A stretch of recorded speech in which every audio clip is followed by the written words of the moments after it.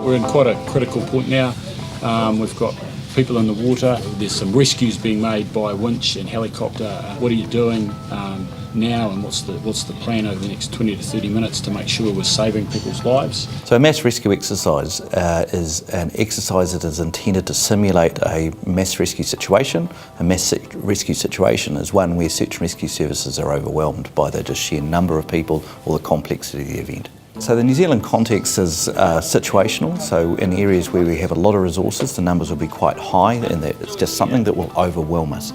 In the context of the Aura exercises, we're looking at thousands of people in the water and in places around New Zealand, and we're just trying to figure out how we would manage such a situation.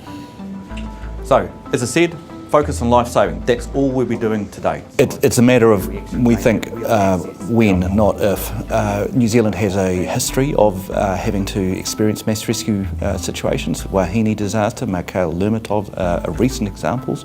So what we're after is essentially to meet the key performance indicators, and they're written out ahead of the exercise. A lot of it's around getting agencies to work well together, to integrate their systems, to integrate their people and their knowledge to produce a collective result.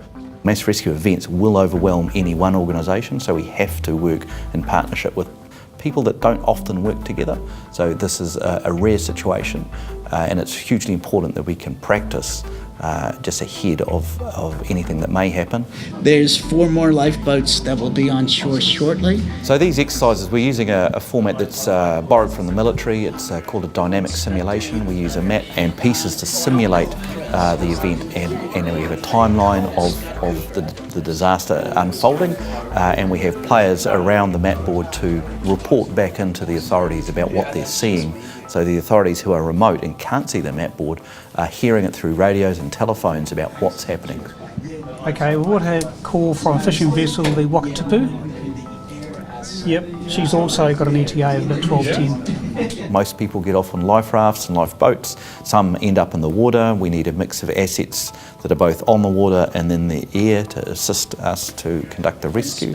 We need to transit them across the shore, whether it's a beach or a port or some form of getting it across the shore to a place of safety. The exercise is run away from the incident management team in a separate room or separate building typically, exercise control, and they have a large map and a whole lot of pieces, radios, telephones and computers to enable the simulation to run. It's the dynamic simulation which is able to change its shape according to the decisions made by the incident management team.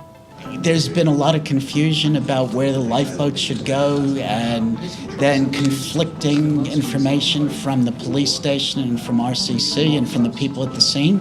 It's very confusing, and we're seeing it in this exercise too.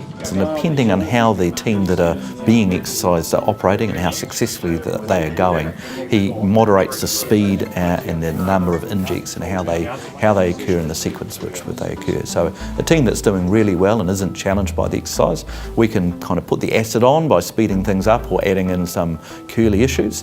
And teams that are struggling and are still really trying to get the basics right, we might just slow it down a bit and keep it a simpler, more basic exercise.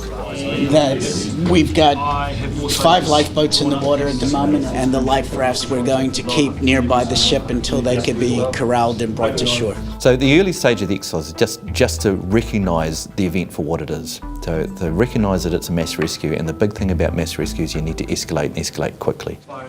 You don't sit around waiting for things to unfold and then just slowly bring in resources. It's much, much more important to hit the big panic button, not in a panicky way, but to really alert everyone who needs to be alerted so they can start mobilising their resources. There's another one, Surf Life Saving Regional Response Team. I want to know if they can deploy for close to shore for later, and how many IRBs they can provide us with.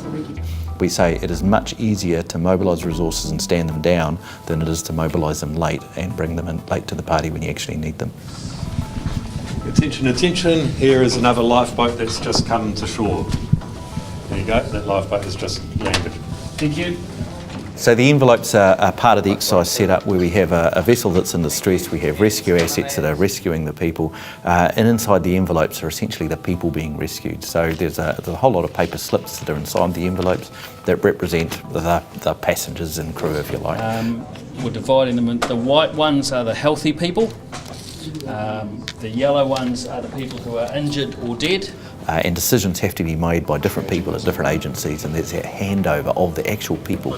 Bear in mind, our focus is life. It is people, not the vessel that's sinking, it's the people that are coming off it that we care about. They're now coming onto the beach in 2 or 3 different places, which actually compounds the pressure around making sure that these guys and ladies are lifted into the buses and they're safe and well. So. In the next few minutes, we should start seeing buses arriving, and that could start taking people from there to the Civil Defence Centre. So, yeah, it's just all going now. What I'm looking for is people that can bring order out of the chaos. These situations, we deliberately try and create a sense of chaos, at least initially, and those that can bring order out of it and maintain order and deliver good, effective solutions within the context of the problem is essentially what we're after. So we're just about to start really ramping up the exercise now by giving them casualties to deal with.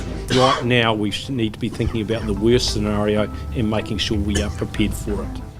The briefings are absolutely essential. The briefings that occur at within the IMTs are absolutely crucial because they bring the lead elements of all the components together and create situational awareness within the leadership team so that priorities can be allocated and mutual support can occur across functions. They're essentially learning events, so it's not really a success or failure thing either, because I think all of the exercises have been immensely successful and very useful.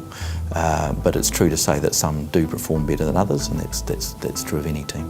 One of our challenges is keeping it on people's radars, keeping the idea of a mass rescue present as a risk that people might have to face. It's one of these risks that is thankfully very rare, but in our view very real. And we keep reminding people that, hey, it might happen, it has happened before, it's probably going to happen in the future, and it's worthwhile exercising.